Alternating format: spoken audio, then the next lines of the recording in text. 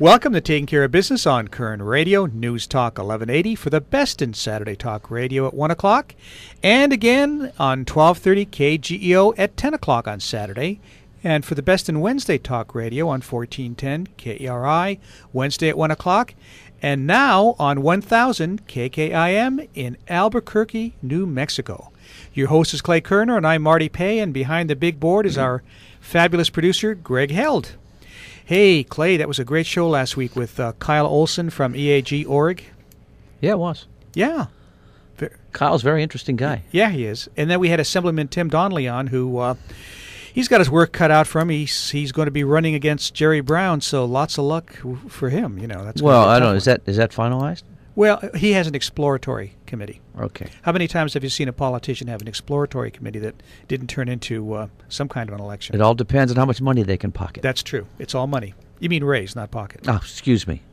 Little Freudian slip there. So I'm really, really excited about today's show. In the second half, we have a friend of the show, Eric Blem, author of Fearless, Story of SEAL Team 6 and Adam Brown. We're going to talk a little bit about Chris Kyle, the American sniper. Eric had a great interview with him just shortly before he passed away. But by phone now, we have sports columnist, winner of sports journalism's highest honor, the Red Smith Award. Ray Romano. No. Oh. Guess again. And author of one of my favorite books, Sound and Fury, a biography of Muhammad Ali and Howard Cosell. Dave Kindred. Dave, welcome to Taking Care of Business. Thank you, Marty. Thank you, Clay.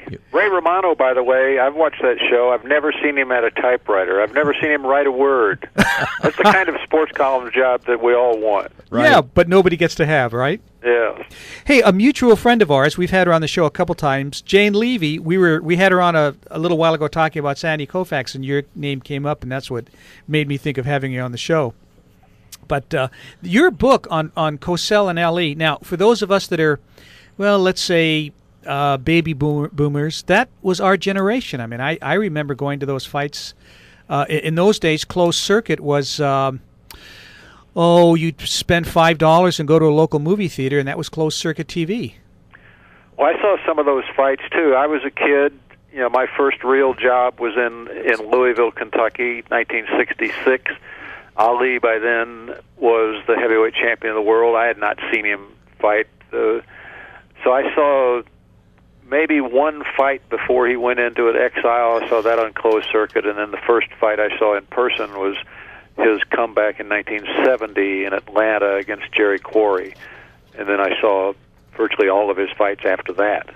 You know, I actually got to meet Jerry Quarry at an event about 20 years ago at an open house, and you know, he wasn't that large, but his hands were absolutely humongous. I was really impressed at the size of his hands, and you know, he was a good fighter. Yes, he was. I don't know if now people recognize that, but at the time he was a very good fighter, and it was a tough comeback for Ali to come back against a guy. I think Quarry was in the top 10, rated in the top 10 at the time. Yes, he was. And Quarry actually was a local boy here in this part of California, so he was well known. I know in this area. His life turned out sad, as a lot of fighters do, even maybe as Ali's has, with brain injury that people are now recognizing in football, and it makes you wonder why people didn't recognize that in boxing a long time ago.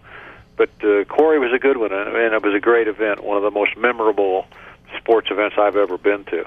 Yeah, it was a great fight. You and I the other day were talking about the Ali Frazier fight. I remember that first fight. I was actually, I just got out of the Marines, and I was working for a friend of mine as a bouncer in a movie theater where they were showing it, and that was an incredible fight. Frazier took 4 or 5 punches just to get in close enough to land one on Ali. He never hit me. I talked about Quarry being a great fighter. That's an overstatement. Quarry was a good fighter. Joe Frazier was a great fighter. Joe Frazier was indomitable, fearless. You know, he took punches to give punches. I think even then, that was 1971. And that fight really came too early for Ali in his comeback, because you don't get ready for Joe Frazier by fighting anybody. You know, and he came back after 2 fights. He fought Quarry, and then he fought Oscar Bonavina, and then comes Frazier, who then was, I think, New York's heavyweight champion. Ali still wasn't a champion at the time. And it was that was one of those, fight of the century. You have a fight of the century every 10 minutes now, but that truly was a fight of the century. Madison Square Garden, everyone was there, everyone who mattered. Frank Sinatra was taking pictures at ringside for Life magazine. It was as big a sports event as happened in my time, for sure. Yeah, definitely. I don't think, if I remember right, I don't think Cosell announced that fight, but he did announce. No, he did not. He wanted to, but did not. Don Dunphy did that fight for Coe's circuit. But he did announce the second fight, Ali Frazier too, didn't he? I don't even know that. I don't know. Yeah, I think so, because I remember. Yes, he did, because I remember seeing an outtake of that on YouTube. But what was the draw there between the two of them? I mean, here you have Howard Cosell. He's a, old white Jewish, reporter from New York, and then you got Ali, who's a black young Muslim. I mean, what was the draw between the two of them? Well, I think they each recognized the opportunity that the other gave them. Ali just wanted all the attention he could get. His first contact with Cosell was a local sports anchor in WABC in New York when Ali had come back from Rome in 1960, winning the Olympics. By then, Cosell had given up the law. He was a practicing lawyer first before he became a broadcaster, and they met then. And Cosell, being opportunistic, being incredibly bright, understood the charisma, understood the uniqueness of Muhammad Ali, then known as Cassius Clay. Even at 18 years old, Cosell recognized that, and then they just kind of developed by constant repetition an act, if you want to call it an act, in which Ali would poke fun at Cosell. Cosell would respond accordingly. It was almost an Abbott and Costello kind of act that they created, and they knew that they both profited from it. And yes. I think that's what kept them together all those years. Yes. At that time there was only three channels: ABC, NBC, and CBS. CBS was the Tiffany network. NBC was too proud to dip to boxing. ABC was the underdog, struggling, and so they used Cosell and they used Ali together. It was a partnership from the very start. Our guest by phone, sports columnist, author of Sound and Fury: The Story of Muhammad Ali and Howard Cosell, Dave Kindred. Dave, I always liked Howard Cosell. But, yes, I can tell that. Yeah, were he and Ali friends? Yes, they were friends. They were never close friends in the sense of sharing family time or sharing dinner, that kind of thing. But they were friends in the sense that they recognized the skill and the opportunity in the other. Much more of a business proposition than it was a friendship.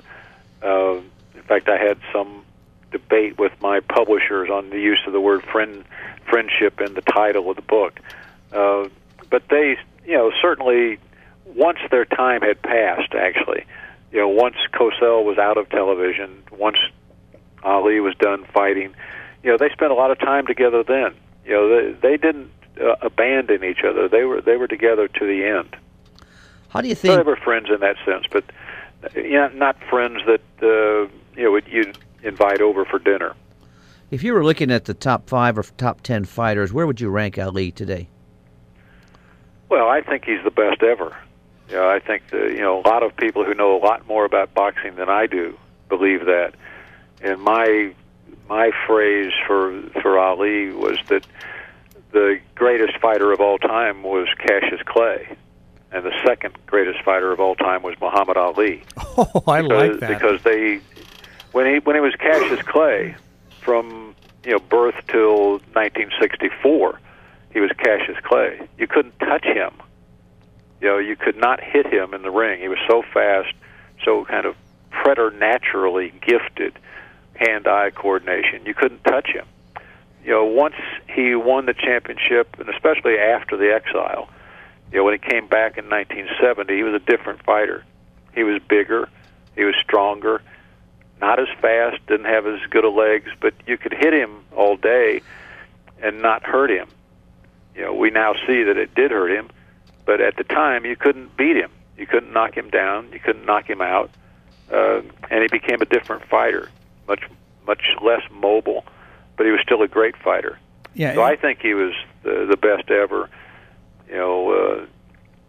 Certainly it was the greatest athlete that I've ever seen. I mean, he was 6'3", 215, 220, and as moved fast like a guy, moved like Sugar Ray Robinson. Sure, as fast as he was, as big as he was. Better than that. Yeah.